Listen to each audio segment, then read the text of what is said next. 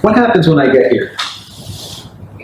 Pinching up front. Okay, pinching up front. There's two ways we can go about this. We can do a pain-free psoas release, but let's just try Agnes reversals. What if he says, oh, I had a massage therapist, physio or chiro, do this on me and it hurt like hell, which, 10 years ago, I would have been that guy. I've had people say like, oh yeah, I remember. Like, when I see a student or a foreign patient 10 years ago, like, hey, you remember me? You did a psoas release on me. I'm like, no, I don't remember you, but I know why you remember me, because it hurt like hell. Okay? But also, we just had Chipotle, so I'm not going to dig in right now, even if it's the pain-free version. Let's just see what happens when we do some Agnes reversals in and out of the range. The way I think conceptually things work, when there's a little bit too much tone in the hip flexors, think about what the type of feedback the CNS is getting from the Golgi tendon organs and the muscle spindles. Is hip flexion limited to here, and before we even did side gliding, limited to here? Is it limited to here because I think this is already, even though this appears to be neutral, the CNS already thinks he's flexed 30 degrees or so? Because if there's too much tone in the muscle, is the proprioception off? Like he doesn't even know, between that cortical smudging, the feedback that it's getting in terms of joint position. If there's too much tone here, it's not like it's a tightness problem, but what is that tone giving in terms of feedback on joint position? Does the brain already think that the hip is flexed to here? That's why you only have this much flexion to begin with, because it already thinks this is end range. So that's why I think like Agnes reversals is so powerful, because you're just retraining a new range. There's something about a light resistance that activates a pattern that was previously they were unable to access. Okay, so at the point where you feel the most amount of pinch, so I'm going to passively take them up to there.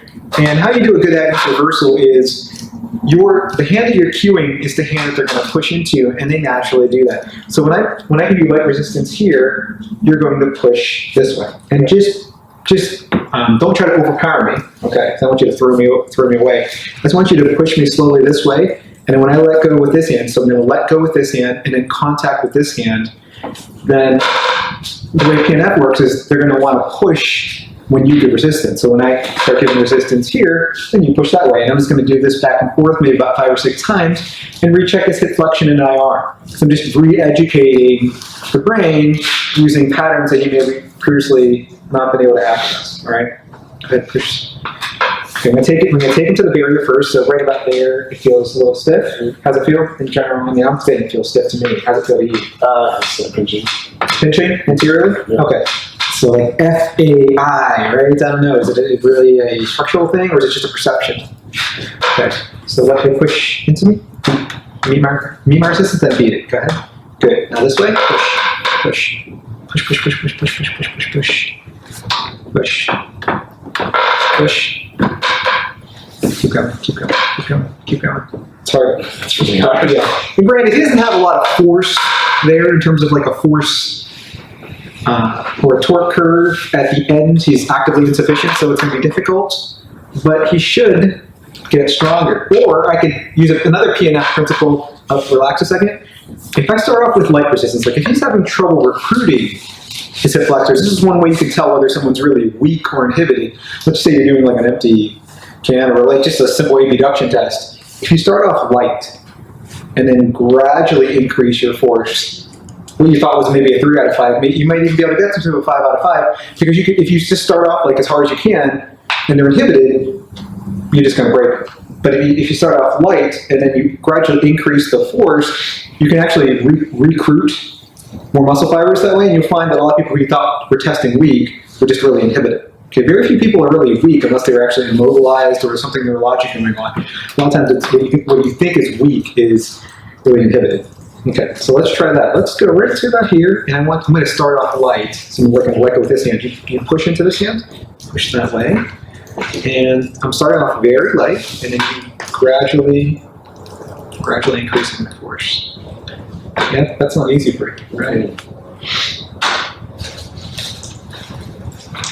So what it is, I'm making this I'm gradually increasing some force even slower. But you're getting there. Now it's getting, I don't know if it's getting easier. I mean, you might start sweating soon. Gotta get the meat sweats too. So. Yeah. Okay, push this way. Let's give you a little break. Then this way.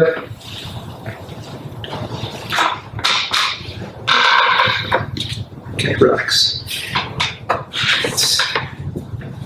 Shake it off. How's that? Father. Definitely perfect. And then he gets his IR. I mean, what may be available for his IR? I haven't done other techniques to kind of improve his IR yet, but that definitely improves his hip flexion. Can you see that?